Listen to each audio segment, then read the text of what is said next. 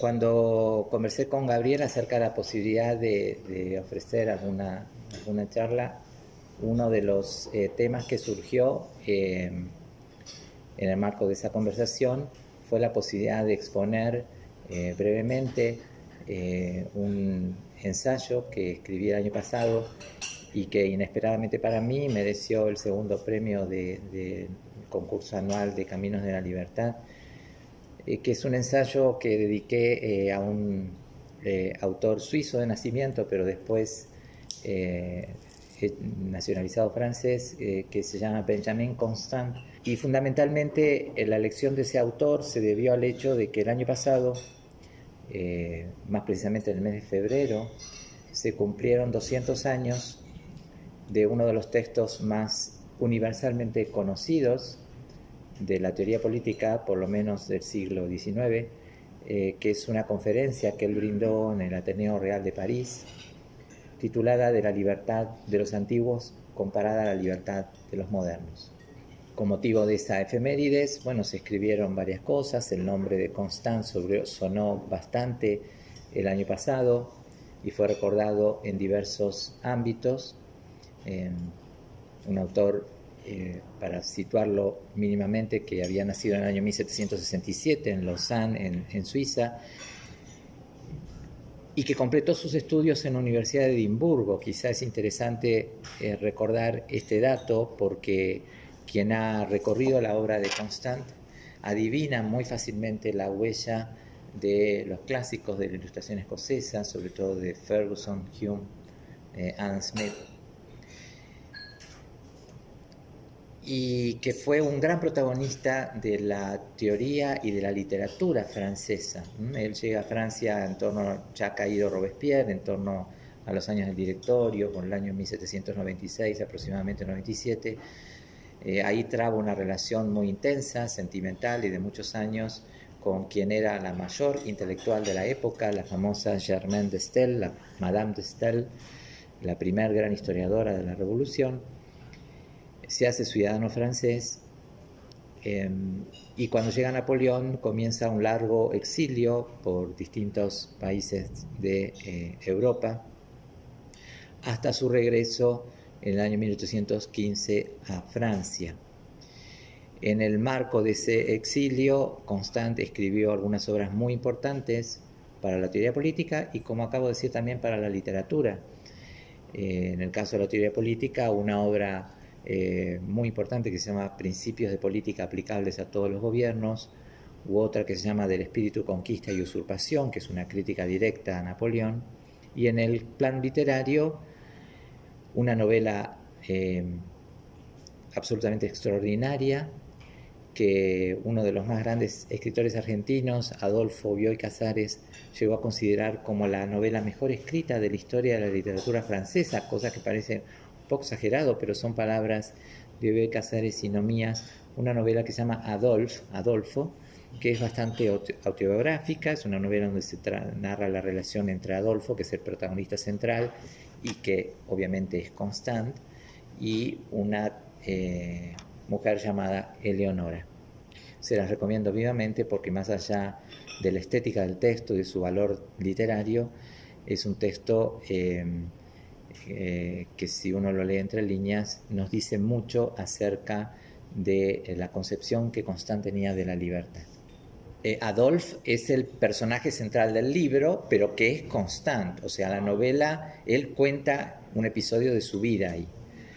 Lo que no se sabe muy bien es quién es ella, Eleonora, la coprotagonista del texto. Algunos sospechan que fue Madame de Stel, pero bueno, Constant tuvo en su vida amantes muy famosas. Una fue Madame de Stel, pero en todo caso lo que se cuenta ahí es la relación entre ambos. Pero es una novela absolutamente extraordinaria, la verdad se lo digo, y vale la pena leerla. Bueno, yo no me voy a referir al Constant literato ni a otras obras de salidas de su pluma, sino que me voy a centrar fundamentalmente en esta conferencia, ¿no? Con motivo de la efemérides, he traído el ensayo para tomar algunas citas y compartirlas también con ustedes. ¿Por qué la elección de este texto? La elección, en mi caso, trasciende la efemérides. Yo me dedico a la teoría política, enseño teoría política fundamentalmente de los siglos XVIII y XIX, y soy extremadamente textualista y muy defensor de la lectura de las obras primarias. O sea, yo no uso literatura secundaria en mis cursos. Trabajamos sobre las obras con un criterio bastante selectivo, y sobre todo tratando de ver hasta qué punto determinados textos, más allá del contexto en que fueron escritos, nos interpelan todavía hoy, ¿no? La ventaja que quizá reporta la teoría política es esa, que digamos, yo no soy historiador, entonces no me veo necesariamente obligado a contextualizar demasiado el texto o explicar las intenciones del autor o tratar de explicarlas desde el lenguaje disponible en la época, sino que más bien trato de ver los aspectos más universales del texto, y hasta qué punto, insisto, nos dicen todavía cosas hoy. Yo creo que con los clásicos pasa sobre todo eso, ¿no? Y trato de buscar qué tienen los autores que decirnos todavía ahora. Yo creo que esta conferencia nos dice mucho. Entonces, uno de los motivos de la elección, más allá de la efemérides, era el hecho de que este texto me parece un texto que nos interpela hoy bastante. Tiene una gran riqueza argumentativa y tiene un valor preceptivo que contribuye, me parece, no poco al debate contemporáneo y a un debate sobre todo que tiene que ver con la tensión entre democracia y liberalismo, o la relación entre libertad y democracia. Ahora, otro de los problemas, otro de los motivos que me llevó a elegir este texto tiene que ver con que, por lo menos a mi entender, es uno de los textos clásicos peor leídos de la historia de la teoría política. Es un texto muy estereotipado. Uno de los autores que quizá ha contribuido, a lo mejor sin esa intención, por cierto, a ese estereotipo es nada menos que Isaiah Berlin, con su famosa conferencia en Oxford, Two Concepts of Liberty. Y ese estereotipo que se ha hecho de Constant, que llevó a algunos a identificarlo como el liberal más puro del siglo XIX, me parece que no se compadece no solamente con el texto, sino con la propia obra de Constant. Yo creo que Constant no es un pensador fácil de clasificar y en algunos aspectos puede ser un poco fronterizo a más de una corriente de pensamiento. Lo primero que quiero decir con respecto a este texto es que este texto no fue escrito con motivo de la conferencia. O sea, la conferencia fue pronunciada en febrero de 1819, pero el texto que él lee en realidad es el producto de lo que podríamos llamar una operación de montaje, o el resultado, diríamos hoy, de un proceso de copy and paste. O sea, lo que hace Constant es copiar, en algunos casos textualmente, en otros glosando un poco su propia pluma, una cantidad de párrafos de otros trabajos suyos que se remontan a fines del siglo XIX. Quien conoce la obra de Constant, quien ha leído otros sus libros, cuando lee la conferencia, descubre a cada momento párrafos que ya ha visto en textos anteriores. Lo único nuevo de toda novedad, lo que no estaba nunca antes dicho en sus escritos, aparece al final. O sea, los últimos párrafos del texto dicen algo inesperado que produce un problema de coherencia interna en el texto y que no estaba en las anteriores versiones. Entonces, esto hay que tenerlo muy en cuenta porque si no, no se puede llevar una sorpresa, sobre todo cuando lee ese final, ¿no? Entonces, La famosa distinción entre libertad antigua y moderna, que ya veremos de qué se trata, se puede decir que cruza todo el pensamiento de Constant, y hay muchas obras en las que este tema, muchas obras de su autoría, en las que este tema está presente. Comenzando incluso por una obra de Madame de Staël, de 1798, titulada Consideraciones actuales que pueden terminar con la revolución, cuyo capítulo tercero anticipa el tema de la conferencia.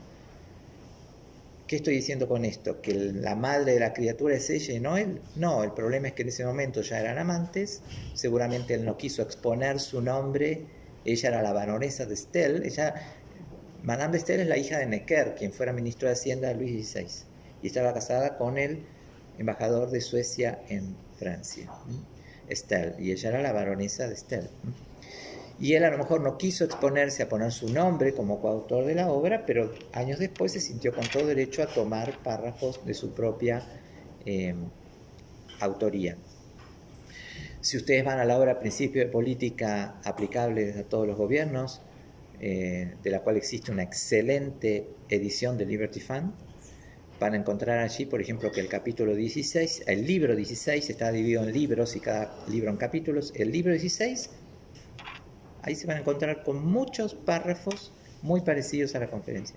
En el espíritu de conquista y usurpación, lo mismo, 1813, un montón de párrafos están de nuevo acá. Entonces, no es algo novedoso en su obra, pero tampoco es novedoso en la literatura. O sea, yo creo que parte del mérito de Constant es haber popularizado, haber convertido en una suerte de leitmotiv un tema que en realidad ya estaba tratado en la literatura. El propio Constant ni siquiera esconde sus fuentes. La idea de que hay una manera antigua de entender la libertad y una manera más moderna. Una manera antigua que reduce la libertad al ámbito político, a la posibilidad de tomar parte en las decisiones públicas. Y una idea más moderna que tiene que ver con la libertad entendida desde el ámbito privado, de las libertades civiles, ¿no? Pensamiento, religión, comercio, etc. Y eso ya estaba en la literatura. Estaba en Montesquieu, estaba en Hume, estaba en Simón de Simondí, estaba en Condorcet, y de hecho Constant cita algunas de sus fuentes. En virtud de este ensayo, justamente, y gracias al sitio Gallica de Internet, en el cual uno puede acceder a las obras originales de los autores, bueno, yo me tomé el trabajo de revisar las ediciones que él leyó de Condorcet, de Simón de Simondí, de Charles Galib, que fue un economista francés, y la obra de Madame de Staël. Pude acceder al capítulo 3, donde efectivamente está el tema. Es decir, que es un tema ya, era un tema de alguna manera conocido, ¿no? El mérito de Constant, para mí, es haber popularizado esa distinción, consagrándola como un tema ya clásico para la teoría política y la historia de las ideas. Y además, parte de su mérito, creo que ese texto le sirvió para interpelar de alguna manera a la Francia de su época, tanto en la etapa postrevolucionaria como en la etapa post-napoleónica, según los tramos de la conferencia que queramos, en los que queramos detenernos. ¿Qué es la libertad antigua? Bueno, lo acabo de decir, es la libertad política, es como la define él, la participación activa y constante de los ciudadanos en las decisiones públicas.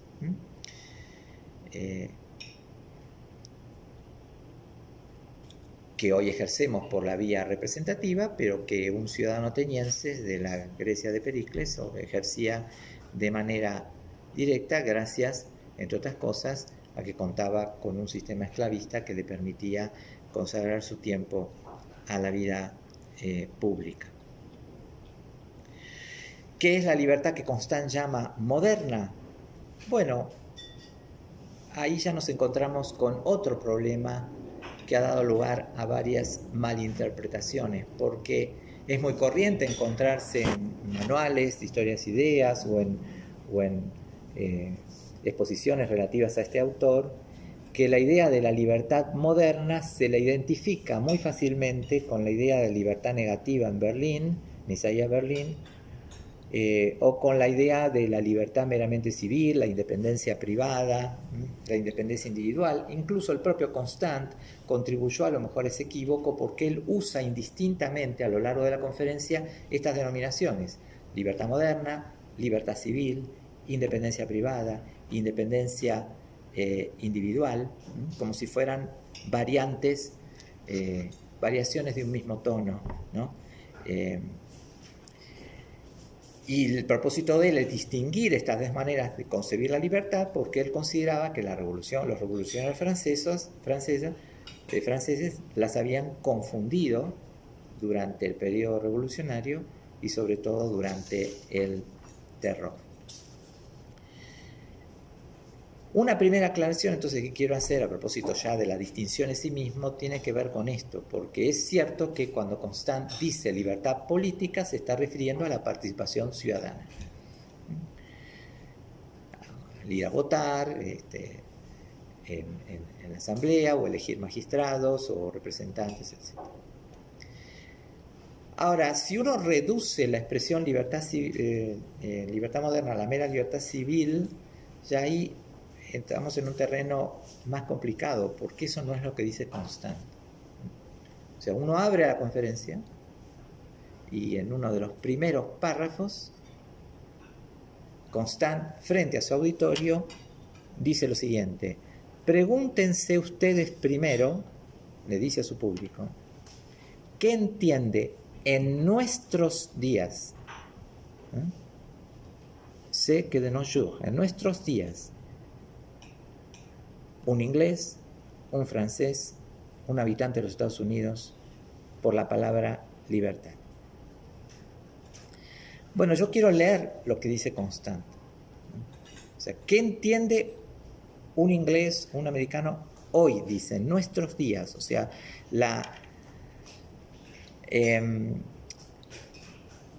lo que está demostrando, me parece, en ese párrafo Constant es que su idea de la libertad moderna no puede confundirse con una proposición de tipo filosófico, sino que más bien es el producto de una observación sociológica. Es decir, el producto de ver qué derechos existen, prevalecen en determinadas sociedades de nuestros días, después de 2000 años de modificaciones producidas, como él dice, en las disposiciones del género humano. Bueno, ¿qué es lo que entiende un inglés hoy por libertad? Leo: el derecho de no estar sometido sino a las leyes, el derecho de no ser detenido ni condenado a muerte ni maltratado por el efecto de una voluntad arbitraria, el derecho de dar su opinión, de elegir su industria y de comercio, de disponer de su propiedad, de ir y de venir sin pedir permiso, el derecho de reunirse con otros individuos, por ejemplo, para discutir sus intereses o para profesar el culto que él y sus asociados prefieran, o para colmar sus días y sus horas de la manera más conforme a sus inclinaciones. Y finalmente, el derecho de influir sobre la administración del gobierno, sea por el nombramiento de todos o de ciertos funcionarios, o mediante peticiones, representaciones, demandas que la autoridad está obligada a tomar en consideración. Como podrá verse, cuando Constant piensa en libertad política, la piensa en términos unidimensionales. Es libertad de participación. Ahora, el concepto de libertad moderna en Constant se declina en plural. Dentro de esa expresión cabe la libertad de pensamiento, la libertad de culto, la libertad de tránsito, la libertad de comercio, la libertad de asociación, la posibilidad de colmar mis días y mis horas según mis inclinaciones. Y también, vuelvo a leer el último párrafo, también una dimensión política, el derecho de influir sobre la administración del gobierno, sea por el nombramiento de todos o de ciertos funcionarios, o mediante representaciones, peticiones y demandas. ¿Qué quiere decir con esto? que acá hay una diferencia sustantiva entre un concepto que es unidimensional y un concepto que es pluridimensional, una de cuyas dimensiones justamente es la libertad política. O sea, la libertad moderna, el concepto de libertad moderna constante es muy abarcador y una de sus dimensiones tiene que ver con la libertad política, con la posibilidad también de participar. O sea, no es una libertad. Por eso decir independencia individual, independencia privada, a veces confunde un poco, porque algunas de las dimensiones que él menciona ahí hacen a la vida pública, o a la cooperación con otros, la libertad de asociación, por ejemplo, ¿no? Poniéndolo en términos de Berlín, claro, la libertad política es ciertamente, todos lo sabemos, un tipo de libertad positiva. La libertad de pensamiento sería una libertad negativa.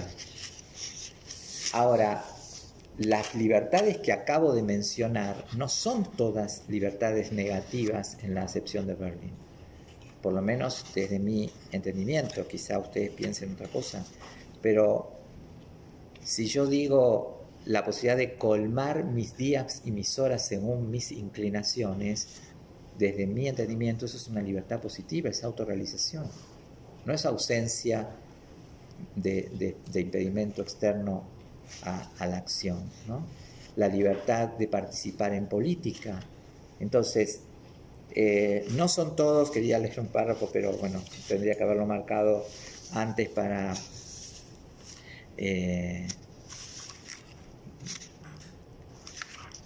bueno, no importa, lo perdí ahora.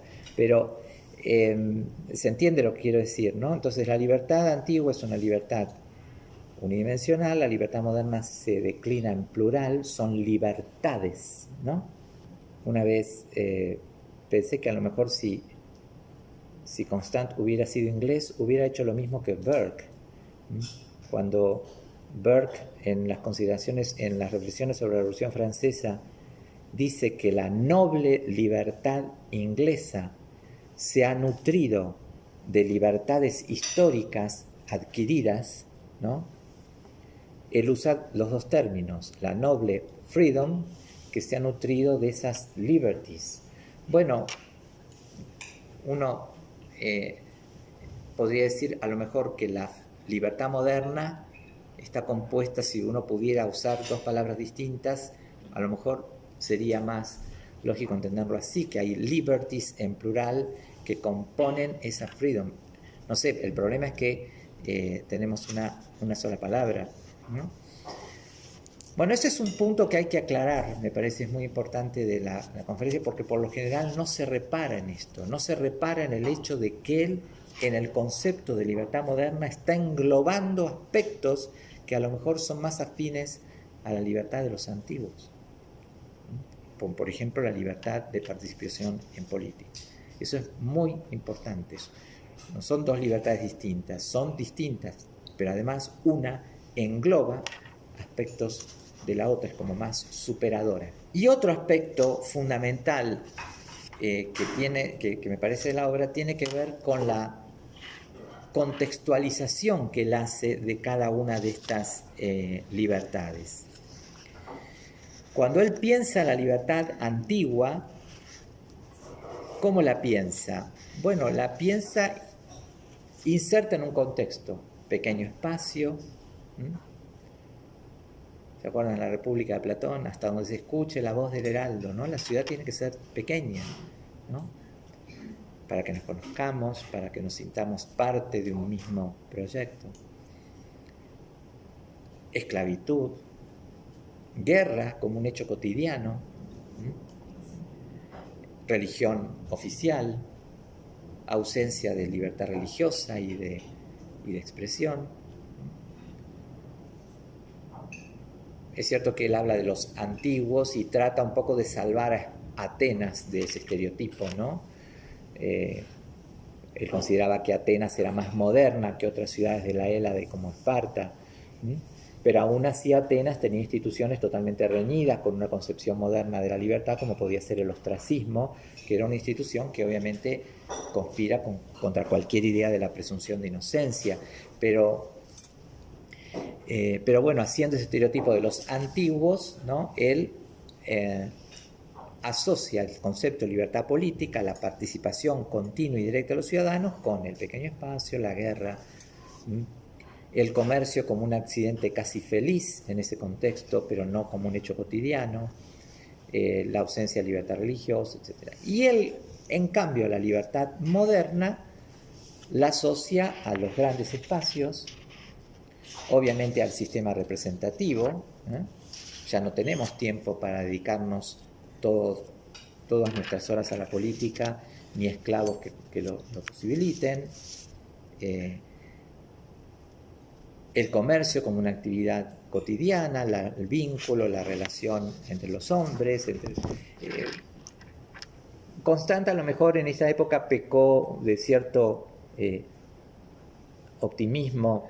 Él es autor de la obra, como les dije, del espíritu de conquista y usurpación de 1813, que es una obra muy crítica de Napoleón, porque él consideraba que Napoleón personificaba justamente esos dos espíritus, el conquistador y la idea de la usurpación. Y para él eran dos cosas como reñidas con la modernidad, ¿no? Por eso él veía a Napoleón como una suerte de anacronismo, ¿no? La imagen del conquistador en una era de comercio internacional y la idea de un usurpador. Él creía que el comercio había desplazado a la guerra y que la guerra ya no iba a ser parte del horizonte europeo. En esa ingenuidad cayeron muchos autores de la época y de distintas extracciones ideológicas, por ejemplo Saint-Simon en el caso del socialismo. Pero bueno, de alguna manera la conferencia esta recoge esa idea de que la guerra, el comercio ha desplazado a la guerra y que por tanto la imagen de un conquistador o el espíritu bélico ya no tenía cabida en el mundo moderno. Y no solamente con esto. Cuando él habla de la libertad moderna, además de asociarla a todas estas características, insisto, comercio, grandes espacios, etcétera, régimen representativo, la asocia con un hecho que para él parecía muy evidente, que es la soledad en que se encuentra el individuo moderno en medio de las grandes multitudes. Él usa una expresión muy interesante en el texto, es una expresión que otros han atribuido a Tocqueville, pero sin embargo es anterior a Tocqueville. Él dice que el individuo moderno está perdido en la multitud.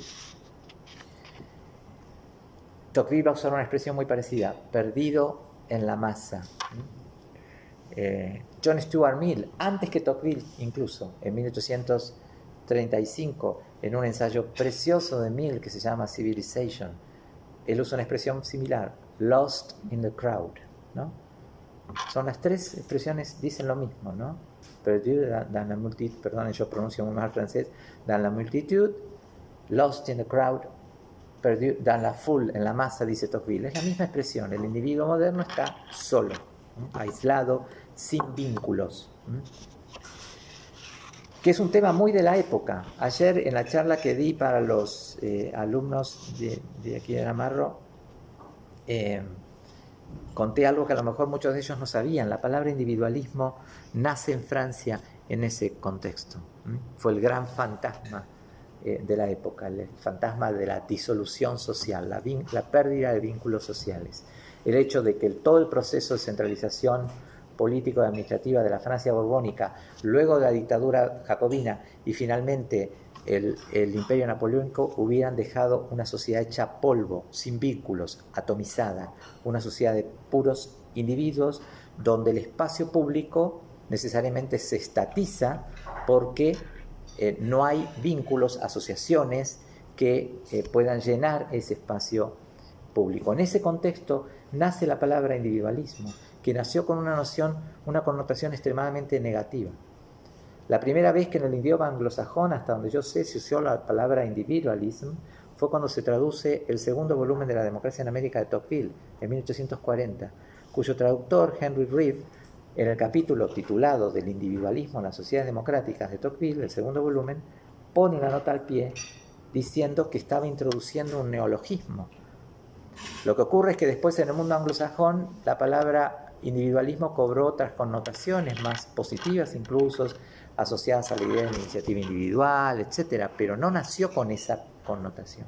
Entonces, cuando Constant en el texto de la conferencia manifiesta, expresa, a veces más veladamente, otras veces más explícitamente, con expresiones tales como esta, perdido en la multitud, su preocupación por esa suerte de atrofia de la vida pública, de la vida ciudadana, se está sumando a un reclamo que vienen haciendo muchos autores, ¿no? Por ejemplo, ya que mencioné la ilustración francesa, escocesa hace un rato, el caso de Adam Ferguson, no sé si es un autor que ustedes conocen, la famosa historia de la sociedad civil escrita a mediados del siglo XVIII, uno de los tres escoceses más famosos, ¿no? Junto con Hume y Smith. Si ustedes leen esa obra, toda la última parte de los capítulos de esa obra están dedicados justamente a esta preocupación por esta suerte de atrofia de la vida pública. No sé si acá tengo un párrafo de Ferguson. Dice, para los antiguos griegos o los romanos el individuo era nada y el público todo. Para los modernos, en muchas naciones de Europa, el individuo es todo y el público nada. Pero ese hecho, ¿no? Estoy glosando un poco para no leer la cita, que es muy larga, de que el individuo se encerrara, evitando cualquier acción de tipo pública, para Ferguson tenía un costo muy apreciable.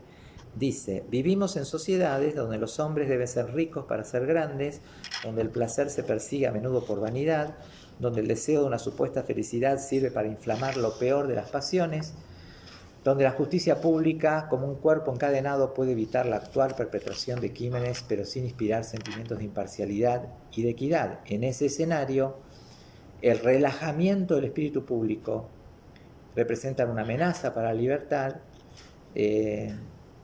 y sobre todo por el hecho de que los derechos se podían ver atropellados como consecuencia de ese abandono, ¿no? Entonces hay muchos autores que manifiestan esta preocupación. No sé si está claro lo que quiero decir, es un tema muy tocquevilliano después. Una sociedad que se repliega y se transforma en una sociedad muy automizada con, como decía Tocqueville, con individuos que giran sin cesar sobre sí mismos y que reducen su mundo a su familia, sus negocios, sus quehaceres o sus estudios y abandonan toda preocupación por lo que ocurre en el país, por ejemplo. Esa es una actitud que en la lectura de Constant, de Tocqueville y de muchos otros autores contribuye a la causa del despotismo. ¿Por qué? Porque como la naturaleza tiene horror al vacío, ese espacio vacío es llenado por el Estado. Por eso es que Tocqueville reivindica tanto el papel que en Estados Unidos tenían las asociaciones, las virtudes asociativas y la vida municipal, porque impedían que el Estado, que el gobierno avanzara sobre todos los espacios en virtud de esa lógica propia que por lo menos los liberales creemos que tiene el poder, que es esa lógica expansiva, ¿no? Quien tiene poder, decía Montesquieu, tiende a abusar del poder, ¿no? Siempre, bueno, en la Argentina lamentablemente el liberalismo tiene muy mala prensa, pero siempre trato de insistir en esta idea de que el liberalismo no es tanto una doctrina sobre el gobierno limitado, es una doctrina sobre el poder, porque parte de la base que el poder en sí mismo tiene una lógica expansiva. Por eso la frase esa de Montesquieu me parece tan importante, ¿no? Quien tiene poder tiende a abusar del poder.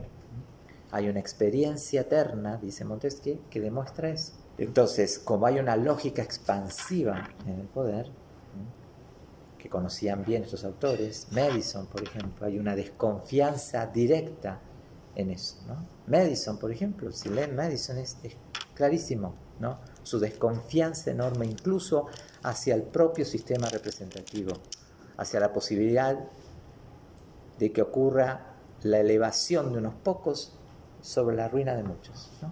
Porque lo más común que puede ocurrir cuando se establece un gobierno es que ese gobierno traicione los intereses de sus gobernados, ¿no? O sea, la representación política en Madison, por ejemplo, puede servir tanto para representar a los ciudadanos como para traicionar sus intereses, y él creía que lo más factible es que ocurriera esto último.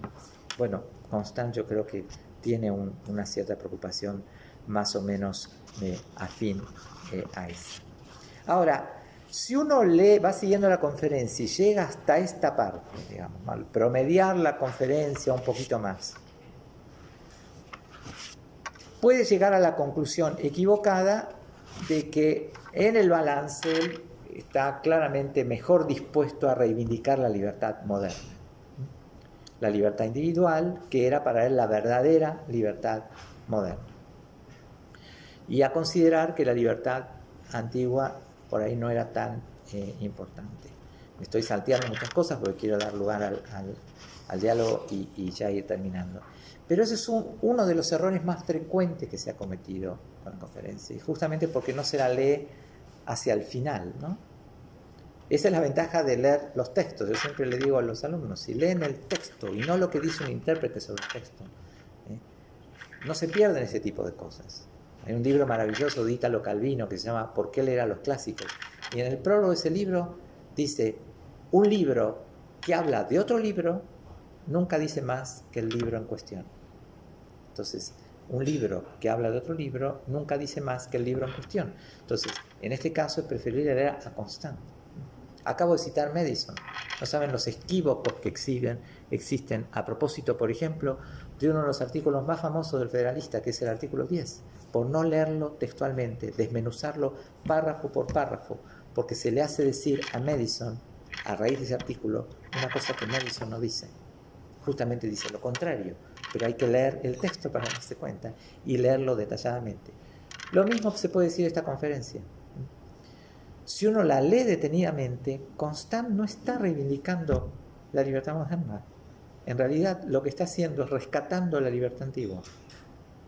Una curiosidad del texto. Pero para eso hay que leerlo todo.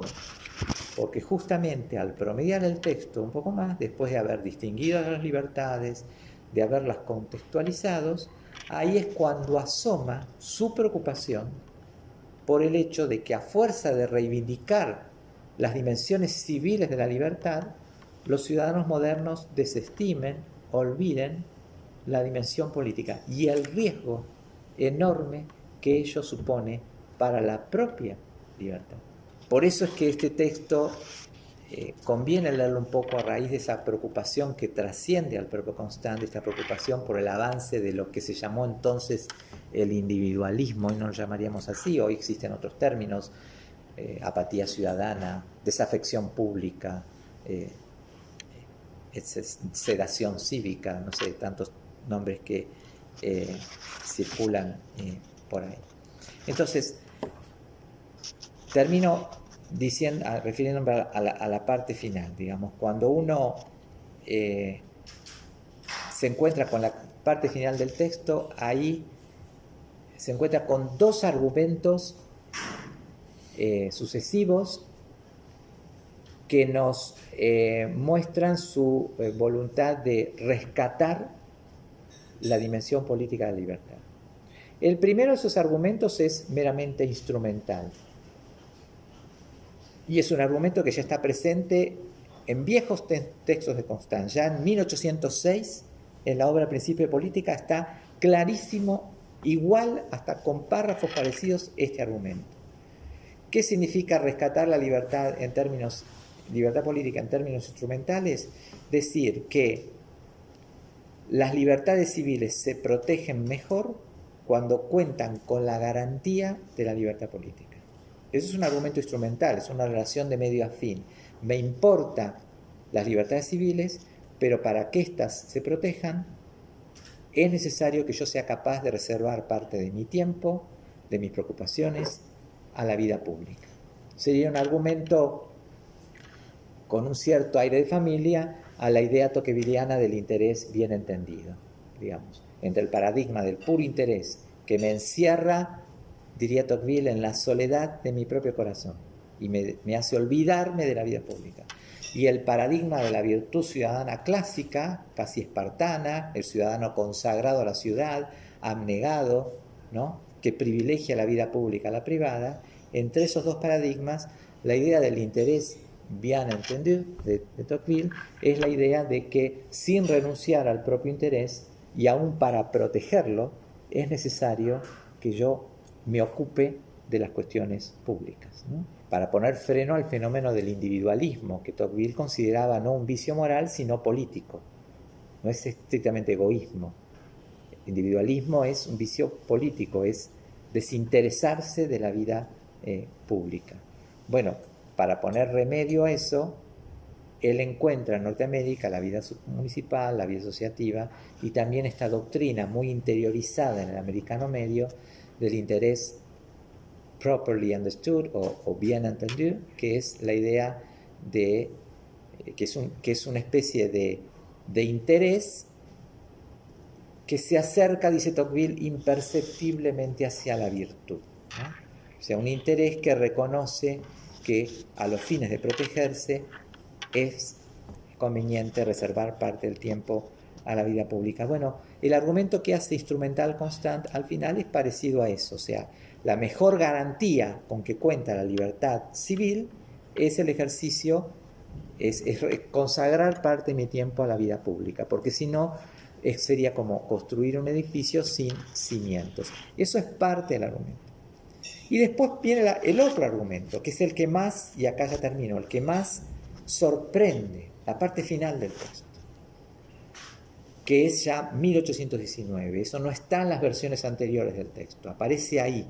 ¿Por qué aparece ahí? Bueno, porque algunos intérpretes han sostenido que Constant está muy preocupado por el avance de los escritores ultrarrealistas que querían reconstruir el molde de la Francia del antiguo régimen y de las soberanías absolutas, y frente a ese avance de esos sectores, el avance electoral, él quiere alentar a los ciudadanos a inmiscuirse en la vida pública, y entonces, no conforme con el argumento de la mera garantía, utiliza otro argumento sorprendente, asocia al concepto de libertad antigua no solamente una garantía, sino a una vía, a un medio de perfeccionamiento humano. No tengo tiempo para referirme a esto. Esta idea no es algo inesperada. Constant tiene un largo y muy lindo ensayo titulado sobre el perfeccionamiento se llama así, sobre el perfeccionamiento de la especie humana, creo que es así el texto. Él leía la historia en clave de perfectibilidad, creía que las sucesivas etapas de la historia iban dejando atrás etapas que eran peores, y a escala individual, a escala del ser humano, lo que sostiene en ese ensayo es que gracias a que las personas somos capaces de imponer nuestras ideas sobre nuestros sentimientos propiamente dichos, esa lógica permite que nos perfeccionemos. Por ejemplo, la posibilidad o la facultad que tenemos de sacrificar el presente en nombre del futuro, para Tocqueville tiene que ver con esa capacidad de perfeccionarse que tenemos las personas cuando somos capaces de imponer nuestras ideas a nuestros sentimientos propiamente dichos. Bueno, él considera entonces en ese texto que la libertad, el ejercicio de la libertad política es el más poderoso, el más enérgico medio de perfeccionamiento que el cielo nos ha dado, y que por lo tanto el ejercicio regular de la libertad política permite a los ciudadanos de todas las clases y profesiones acceder o colocarse en el nivel de funciones importantes, elegir, por ejemplo, con discernimiento si van a votar. Él llega a apelar al final del texto a un patriotismo puro, profundo y sincero. Fíjense el cambio de lógica. Si yo digo que la libertad política es una garantía, si yo esgrimo ese argumento instrumental, ese tipo de patriotismo no es sincero, es insincero. Es decir, ¿por qué me ocupo de las cosas públicas? Porque quiero proteger mis derechos o mis intereses. Ahora, él está acá, eso sería el interés bien entendido, un patriotismo reflexivo, como lo llama Tocqueville. Pero él está acá poniendo a un patriotismo sincero, ¿no? E incluso, fíjense, termino ya, dice, la obra del legislador no está completa solamente cuando deja al pueblo tranquilo. Aun cuando un pueblo esté contento, queda mucho por hacer.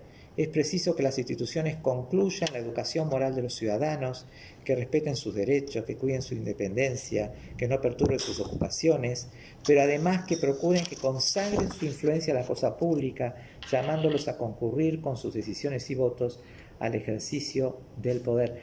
Es decir, está diciendo que el ejercicio de la vida pública concluye la educación moral de los ciudadanos. Eso es rousseauiano 100%. Eso no tiene nada que ver con el liberalismo clásico, eso es Rousseau. Entonces, bueno, ¿cuál sería un poco la moraleja de todo esto? Bueno, que a pesar de esa aparente incoherencia que una lectura apresurada del texto nos muestra entre la defensa de la libertad moderna y la idea de la libertad antigua como camino de autoperfección, uno podría decir que en realidad son como dos miradas diferentes que corresponden a dos etapas distintas de la vida de Constant. Los párrafos donde él reivindica mucho la libertad moderna son párrafos de textos muy anteriores, donde él lo que tenía inmediatamente atrás era la Revolución Francesa, la hiperpolitización de la sociedad. Y frente a ese proceso de hipertrofia de la vida pública, él, Madame de Staël y otros llamaban al repliegue de la vida privada.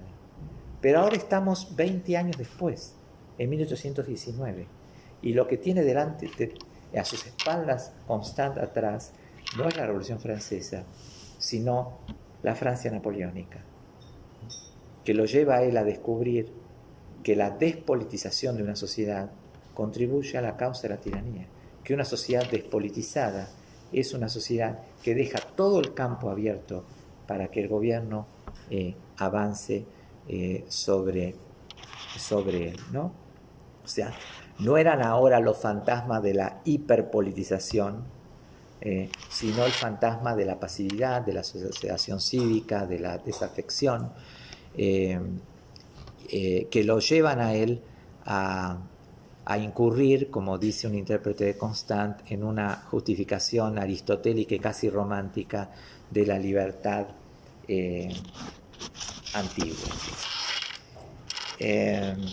Bueno, quizá este texto además nos muestra una faceta poco conocida de Constant. Constant es un autor, como les decía antes, fronterizo en algunos aspectos, un autor que reivindicaba mucho lo que él llamaba los principios intermedios, ¿no?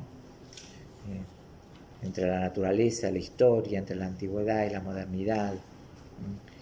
Un autor que se permitía mucho dudar, y a lo mejor esas propias dudas, esas propias vacilaciones son las que lo llevaron